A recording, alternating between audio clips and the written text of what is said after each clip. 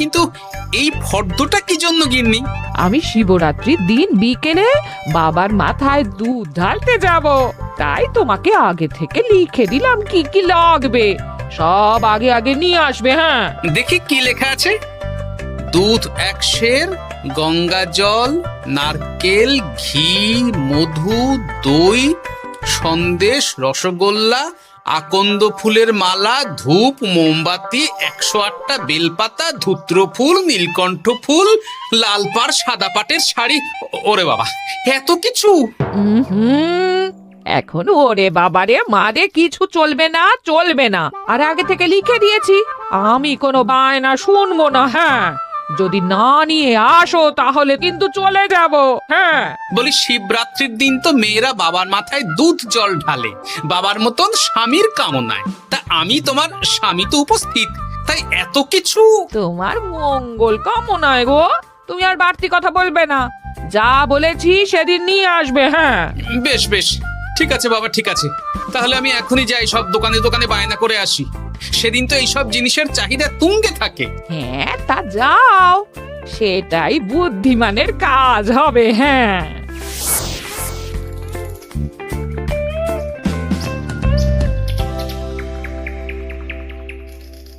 আরে এই তো পুটির বাবা, সকালে রাজসভায় গিয়েছিলে কিন্তু তেমন কোনো কথা হলো না। হ্যাঁ গোপাল দাদা, এখন কি যে করি। ঠিক আছে ঠিক আছে, আমি দেখছি কি ব্যবস্থা করা যায়, বুঝলে। ঠিক আছে গোপাল দাদা, একটু দেখো, বুঝতেই তো পারছো অভাবের সংসার। হ্যাঁ হ্যাঁ, কোনো চিন্তা করো না।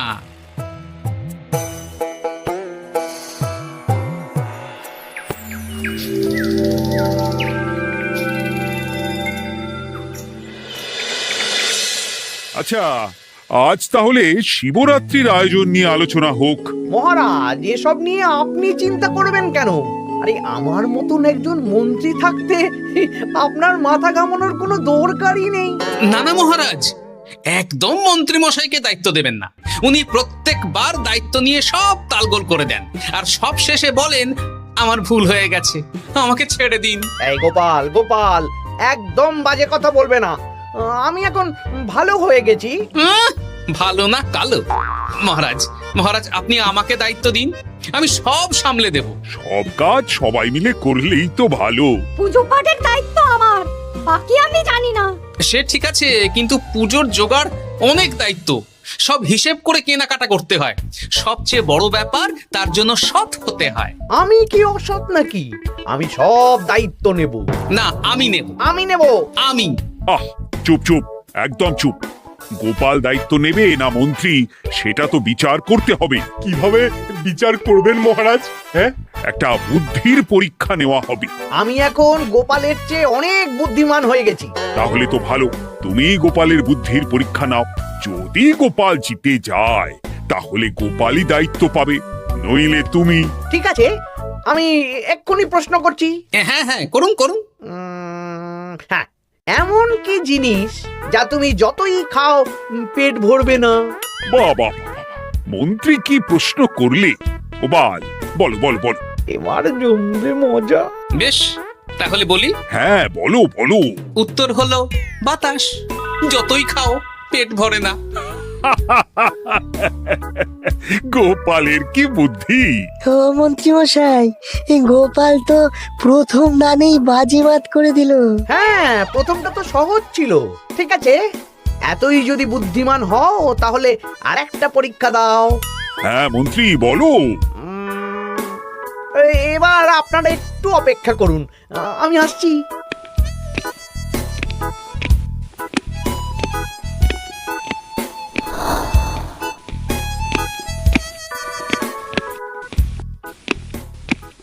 এই তো মন্ত্রী এসে গেছে, আবার হাতে একটা খাঁচা। এই নাও গোপাল, এই খাঁচায় একটি অদৃশ্য মুরগি আছে। তুমি যদি বুদ্ধিমান হও তবে এর মাংস রান্না করে আজ নৈশভোজে মহারাজকে খাওয়াতে হবে। যদি না পারো, দায়িত্বের দও পাবে না। বেশ, তাহলে দিন, আমি রাতেই আসছি, রান্না করে নিয়ে আসছি। আপনারাও সবাই হাজির থাকবেন কিন্তু।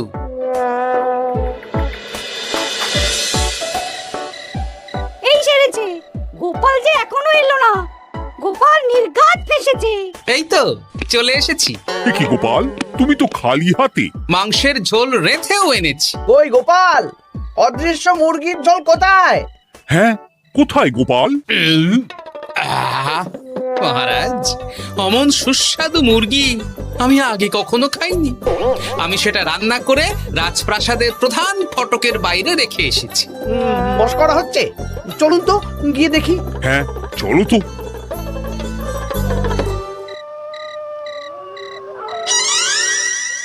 এ কি, এখানে তো কিছুই নেই, আমি তো দেখতে পাচ্ছি না। কই আমরা তো কেউ কিছু দেখতে পাচ্ছি না।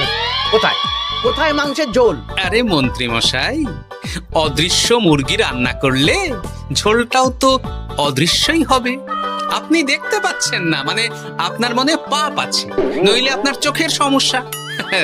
মহারাজ তো ঠিকই দেখতে পাচ্ছেন, তাই না মহারাজ? এই রে, গোপাল তো মোক্ষম জবাব দিয়েছে। হ্যাঁ হ্যাঁ, চমৎকার ঘ্রাণ বেরোচ্ছে। মন্ত্রী, তুমি দেখতে পাচ্ছ না কেন? ইয়ে না মানে ঠিক আছে ঠিক আছে, পাচ্ছি, দেখতে পাচ্ছি।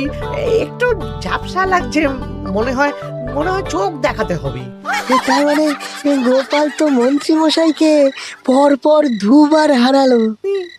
আর একটা সুযোগ দিন মহারাজ, শেষ সুযোগ। বেশ, দিলাম। গোপালের কিন্তু বিশাল বুদ্ধি। মন্ত্রী, দেখো তো তুমি পারো কিনা, আর এটাই শেষ সুযোগ। মহারাজ, গোপাল যদি এতই বুদ্ধিমান হয়, তবে ও কি বলতে পারবে কাল ভোরে আমার মনে প্রথম কোন চিন্তাটা আসবে? এটা তো খুবই সহজ কথা। কাল ভোরে আপনার মনে প্রথম চিন্তা আসবে মহারাজ যেন দীর্ঘজীবী হন এবং রাজ্যের উন্নতি হোক। এই সেরেছে, এবার তো মহা ফাপড়ে পড়লাম। আমি যদি বলি না, এটা আমার চিন্তা ছিল না, তবে মহারাজের কাছে বরদান যাবে। আর যদি বলি হ্যাঁ, তবে গোপালের বুদ্ধির কাছে আমাকে হার মানতে হবে। এই মন্ত্রী, বলো। হ্যাঁ, ঠিক বলেছ গোপাল, এটাই আমার চিন্তা ছিল। সাবাস গোপাল, সাবাস, কি তীক্ষ্ণ বুদ্ধি। তাহলে এই বুদ্ধির পরীক্ষায় বিজয়ী হলো গোপাল। জয় গোপালের জয়।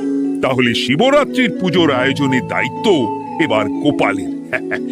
আমার আর কোনো চিন্তা রইল না। মহারাজ, গোপাল তো সব দায়িত্বই পেল, আমাকেও কিছু একটা দায়িত্ব দিন। আমিও একটা ঈশ্বরের সেবা করার সুযোগ চাই। আহ, তুমি তো হেরে গেলে। তাতে কি, ভালো কাজ করতে চাইছি, একটু সুযোগ দিন মহারাজ। বেশ, তাহলে তুমি গ্রামবাসীদের ভোগ প্রসাদ খাওয়ানোর দায়িত্বটা নাও। ধন্যবাদ মহারাজ। হ্যাঁ মন্ত্রী, মিলেমিশে কাজ করো, কিন্তু ঝামেলা করো না। না না, আমি সুষ্ঠুভাবে পালন করব। ঠিক আছে মন্ত্রী মশাই, তাহলে ওইটুকুই করুক, কিন্তু আমার কাজে কোনো বাধা দিতে আসবেন না। না না না, তোমার কাজে কোনো বাধা আসবে না। আমি ভোগ প্রসাদ বিতরণ, খাওয়া দাওয়া, এই সব ব্যাপারটা দেখব।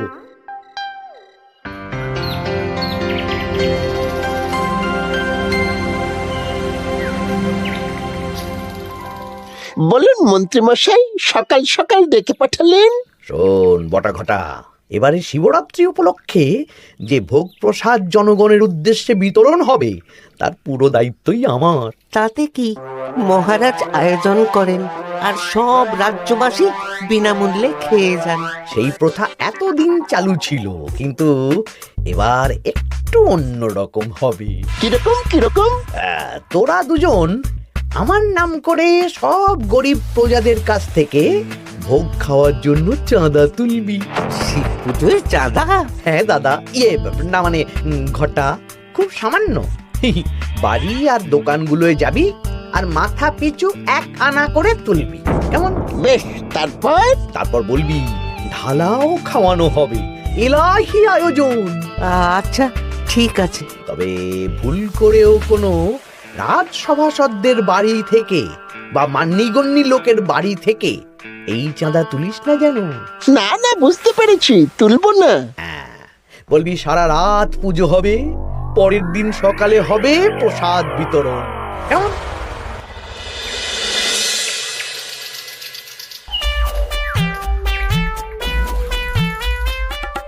ভোলা, এবারে শিবরাত্রি উপলক্ষে যে পূজা হবে তার ভোগ প্রসাদ খাবে তো?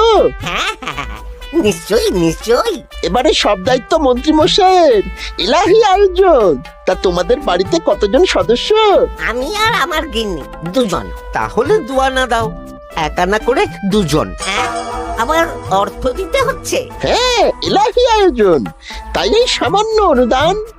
আচ্ছা বেশ, এই নাও দুয়ানা। চিন্তা করো না ভোলা, এমন খাওয়ানো হবে না। রাতের বেলা শিব পুজো আর পরের দিন সকালে জীব পুজো।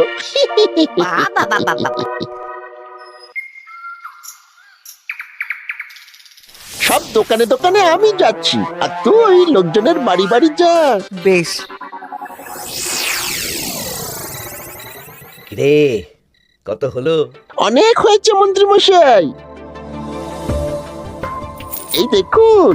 বাবা বাবা বাবা, এক আনা করে নিয়েই তো থলে ভরে গেছে। হ্যাঁ, এবার হবে মাছের তেলে মাছ ভাজা। মহারাজও ভোগের আয়োজনের জন্য আজকে মোহর দিয়ে দিয়েছেন। তার মানে তো আপনার মুনাফাই মুনাফা, লাভই লাভ। আমাদেরকেও কিছু দিন। দেব এখনো কাজ বাকি আছে।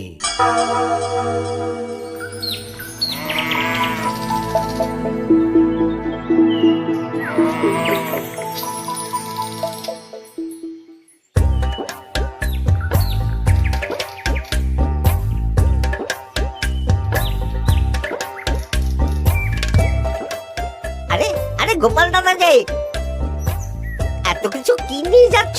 এই তো শিবরাত্রির পুজো উপলক্ষে দশকর্মার বাজার রাজবাড়ি নিয়ে যাচ্ছি। এবারে তো এলাহি ভোগের আয়োজন। রাতের বেলা শিব পুজো আর পরের দিন সকালে নাকি জীব পুজো। মন্ত্রী মশাই দায়িত্ব নিয়ে খাওয়াচ্ছেন। না খাওয়ার আয়োজন তো এমন কিছু নয়। আমি যতদূর জানি ওই খিচুড়ি, আলুর দম, ছেঁচড়া, পায়েস, চাটনি আর একটা করে মিষ্টি। আর যতদূর জানি এই ভোগ খাবার জন্য সব গ্রামবাসী থেকে মাথা পিছু এক আনা করে নিয়েছেন। হ্যাঁ, ভোগের প্রসাদ তো বিনামূল্যে। মন্ত্রীমশাই এক আনা করে মাথা পিছু নিয়েছেন? হ্যাঁ গো, এরকম তো কথা ছিল না। আচ্ছা আমি দেখছি কি করা যায়। দেখছি আমি দেখছি।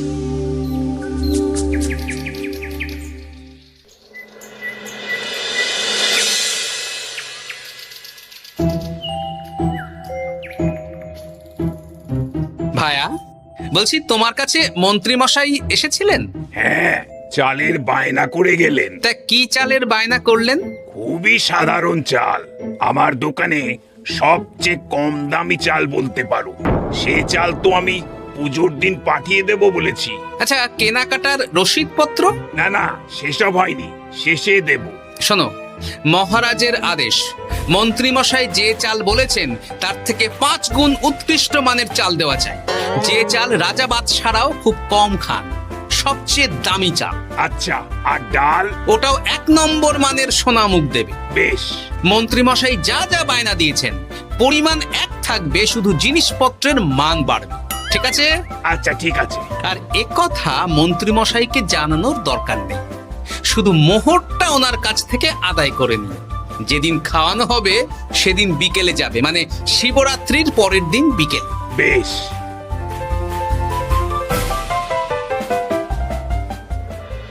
নাও ধরো গিন্নি, যা যা বলেছিলে সব কিনে এনেছি।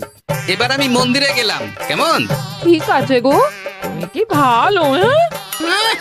দীক্ষেতা, চললাম এখন ভিড় সামলাতে।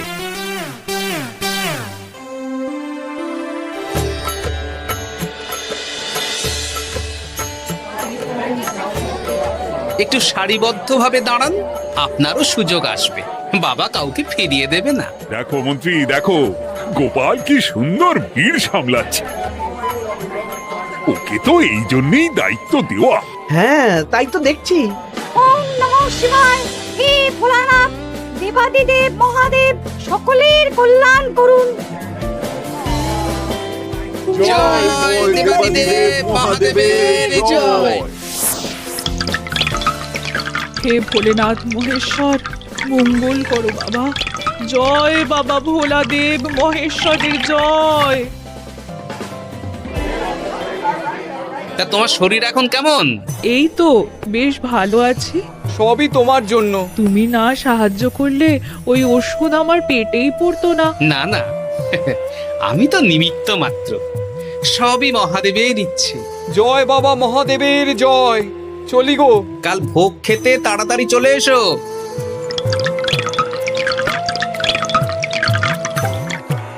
জয় দেবাদিদেব মহাদেবের জয়।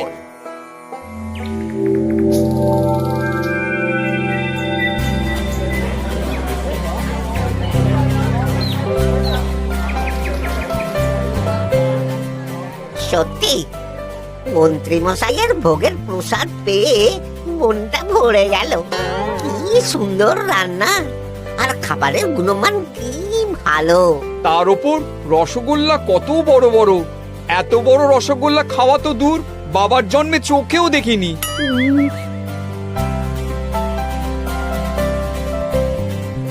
এই সেরেছে।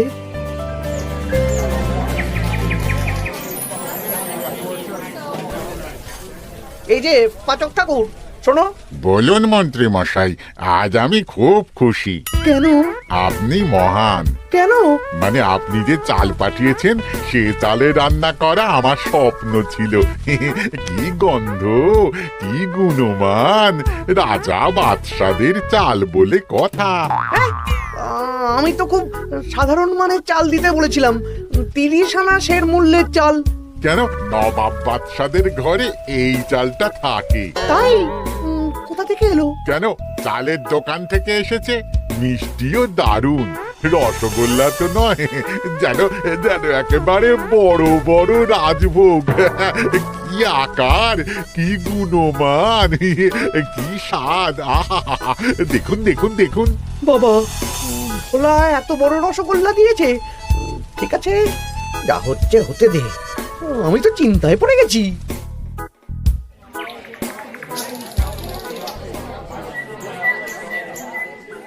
মন্ত্রী, তুমি কি করেছো? তোমার নামে তো সবাই সুখ্যাতি করছে। না না, এই আর কি। আমি যা অর্থ দিয়েছি এই আয়োজনের জন্য তো তার চেয়ে 5 গুণ বেশি মোহর লাগবে, কিন্তু তুমি কি করে করলে?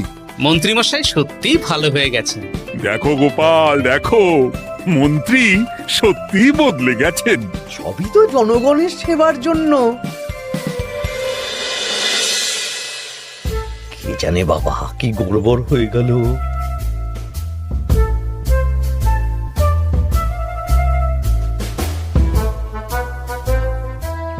মন্ত্রী মশাই, বকেয়া পাওনা নিতে এলাম। আপনার মোট হয়েছে চালের 350 মোহর, মুগ ডালের 250 মোহর, আর মশলাপাতি 100 মোহর। হ্যাঁ, বলো কি? মন্ত্রী মশাই, ওই আপনার মোট বকেয়া 300 মোহর। আর আমার এই 150 মোহর। হ্যাঁ, চলুন মহারাজ, একটু মন্ত্রীমশাইয়ের বাড়ির দিকে ঢু মেরে আসি। চল। চলুন, ওনাকে গিয়ে ধন্যবাদ জানিয়ে আসি। এই না না না, আরে আরে আমি কি করে দেব? আমি কি চন্দ্রমুখী আলু দিতে বলেছিলাম? আমি কি করে দেব? না না, ও আপনাকে দিতেই হবে। হ্যাঁ, কি বলছো মন্ত্রী? তুমি এত ভালো কাজ করেছো, এত বড় মুখ করে সকালে বললে যে সবই জনগণের সেবার জন্য। আরে আমি কিভাবে জানবো যে এত খরচ হয়ে যাবে? কেন মন্ত্রীমশাই, আপনি তো গ্রামবাসীদের থেকে অর্থ নিয়েছেন, মাথা পিছু 1 আনা করে। হ্যাঁ, মানে এই সব তো কথা ছিল না। এই সেরেছে। গোপাল কি করে জেনে গেল? এসব কথা কি আর চাপা থাকে? আর সেই জন্যই তো আপনি ভালো মানের খাবার খাইয়েছেন।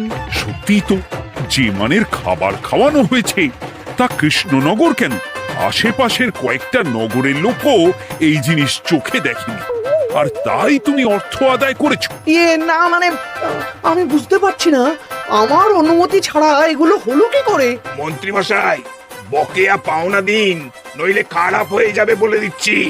হয়ে গেল, আমি ভিখারি হয়ে গেলাম। অগিন্নি, মোহরের থলেগুলো নিয়ে এসো, গয়নাগাটি নিয়ে এসো। আমাকে পথে বসিয়ে দিল। কে কে আমার এত বড় সর্বনাশ করলো? আমি মন্ত্রীমশাই, আপনি যখন চাঁদা তুলে ভালো খাওয়াতে চাইছেন, তাই সবচেয়ে ভালো খাওয়ানোর ব্যবস্থা করে দিলাম, তাও আবার আপনার ঘাড় ভেঙে। আমার সর্বনাশ হয়ে গেল।